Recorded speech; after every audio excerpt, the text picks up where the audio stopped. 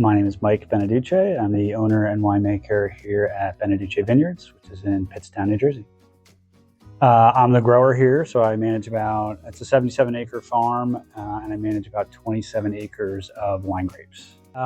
So we were home winemakers growing up. I come from an Italian family, so we've made like a barrel or two a year in the basement just for our own consumption.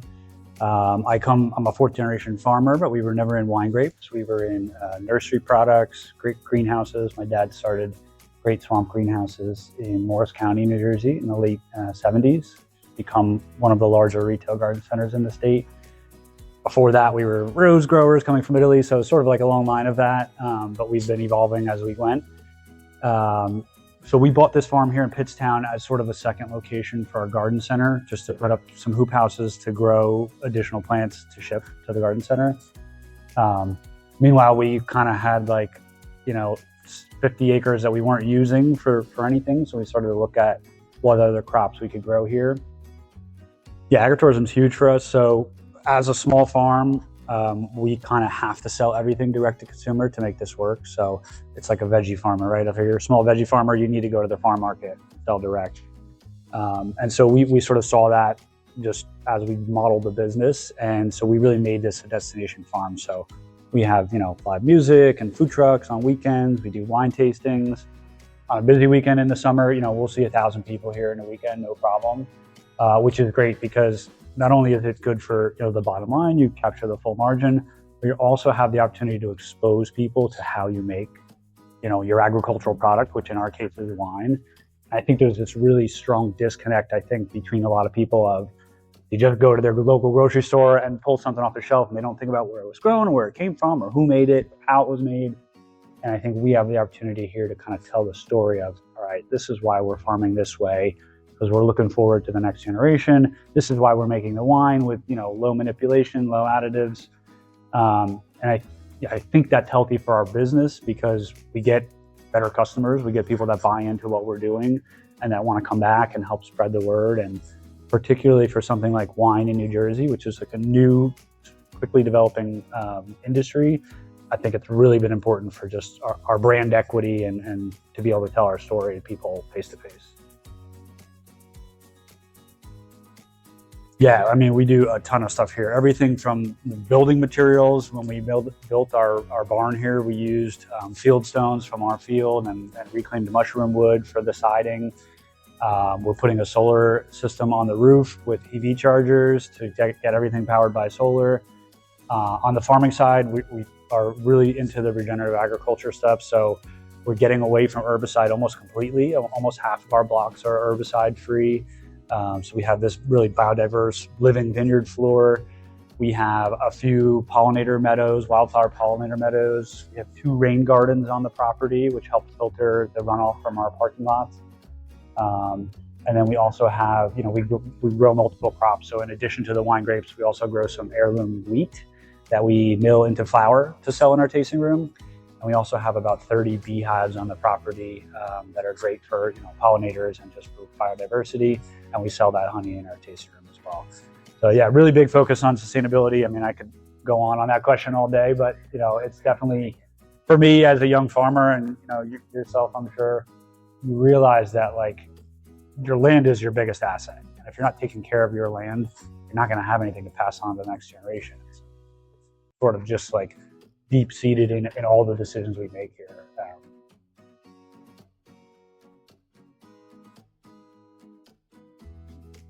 Ooh, that's a good question.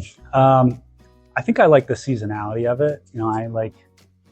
I don't think I would survive in a 9-to-5 office job where you're going to the same desk every day and doing the same thing. I really like that, we're outside, we're exposed to weather, but we're sort of very connected to nature in that sense. And, both being a small business and an agricultural business, you just have a different challenge every day. And I think that kind of, I like that type of challenge, that it's something that's different and you have to have a new solution every day, and, just the diversity of the issues.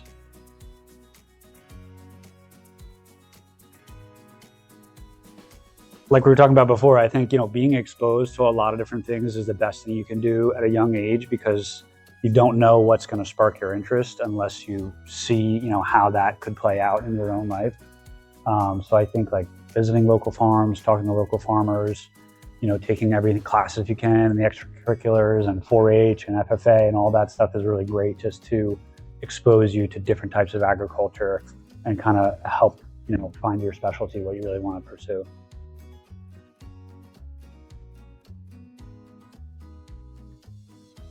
Yeah, well, I think the first thing is that we get people to the farm. So like when you're pulling in our driveway, you see, 30 acres of grapes and you're like, wow, that looks like a lot of work, So you're already having an appreciation for what you're about to experience.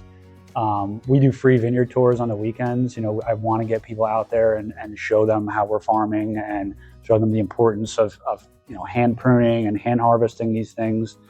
And then we translate that to our tasting experience as well. So we have, our wines, all of our staff is really well educated about the wines, so they can answer questions. They can talk about, what evolved, why the wines taste the way they do. And then we also pair that with local cheese and local cured meats. So we work with only farmers within 50 miles of our door. We source directly from the farms, and we want to support, the other agriculture that's going on in this area. So I think it just helps connect people to the whole idea that this is like, these are the farmers and artisans that are in their backyard, and they should be appreciating those products rather than just, again, going to the grocery store and pulling something off a shelf. So this is our tasting room and wine production facility. So we kind of designed it like an open kitchen concept. We want people, when they're sitting here doing a tasting, to see the fermentation tanks, see where the wine's being aged, see where the wine's being made.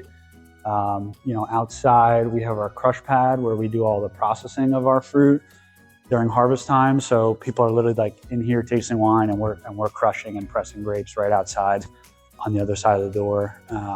It's a little bit more of an immersive experience for them, and I think they become connected to the wine because they see the process of it being made. So it has its own challenges. Obviously, we're moving tables around to get to the tanks and that kind of thing. But my experience growing up was that wine was never a pretentious thing. It always just felt really natural to me because I think we grew up making it.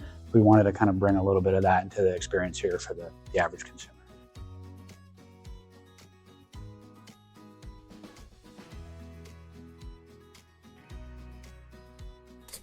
So we're standing on one of our older blocks of Blau Frankish. It's an Austrian grape that we specialize in here. We have really similar climate and soils to the Austrian wine region, so we're growing a lot of the same grapes. These vines are all hand pruned. We start that in January. It takes about 3 months.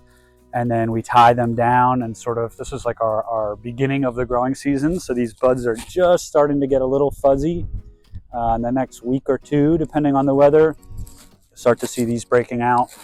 And then throughout the growing season, we basically have all these buds starting in the same horizontal plane. As those shoots emerge, we train them through this system of wires to get them to grow upward, sort of like a big solar panel. So when you look down the row, you're just trying to catch as much sunlight as you can. And that in the plant, the sunlight transforms into sugar, carbohydrates, and then in the winery, the yeast transforms the sugar into alcohol. So that's kind of like the basis of the process. So everything's by hand. I have a great crew. I have 6 full-time people in the vineyard. During the growing season, I'm out here pretty much 100% of the time. So starting in April and then through the end of August, I'm out here, running a tractor, running the crew, helping the guys. And then right when we start harvest in September and October, I usually am sort of back and forth between the vineyard and the winery. I'm the winemaker, so I'm doing the processing as well. And then we get about a month of downtime in December to regain our wits, and then we start again. Winemaking, we'll sort of go with white winemaking because it's a little bit more simple to understand. But basically, we harvest the grapes in the vineyard. Everything's cut by hand. Kind of looks like just like a cluster you would see at your grocery store, a big cluster of grapes. We load those into a big bin, and then we dump them into this machine, and this is our press. So this is a horizontal bladder press. So that big cylinder has an opening on the other side. You basically load that cylinder up with grapes, and then we inflate. There's a little bladder in there that inflates with air really slowly. It pushes the grapes up against the inside of that cylinder and squeezes the juice out of them. The juice drops down into this pan, and then we'll generally pump that juice into our stainless steel tanks for fermentation. Fermentation is a natural process. It's just the yeast eating the sugar in the grapes and converting that into alcohol. So that's the difference between juice and grapes, juice and wine rather. It's just fermented juice. So they'll ferment in these for anywhere from 2 to 6 weeks about. And then generally once they're done fermenting, we'll either transfer the wine to another stainless tank for aging, or we'll transfer it into these oak barrels for aging. The oak allows a little bit of oxygen into the wine as it ages, so it changes the flavors and the aromatics of it. So some of our wines are in oak barrels for up to 18 months, about 1.5 years in oak. And then we'll filter the wines, bottle them, and then sell them here in our tasting room. People can book a reservation online for a tasting or do a walk-in tasting at the bar. And then we have, live music and all that kind of stuff. You can grab a bottle of wine and hang out and enjoy it outside.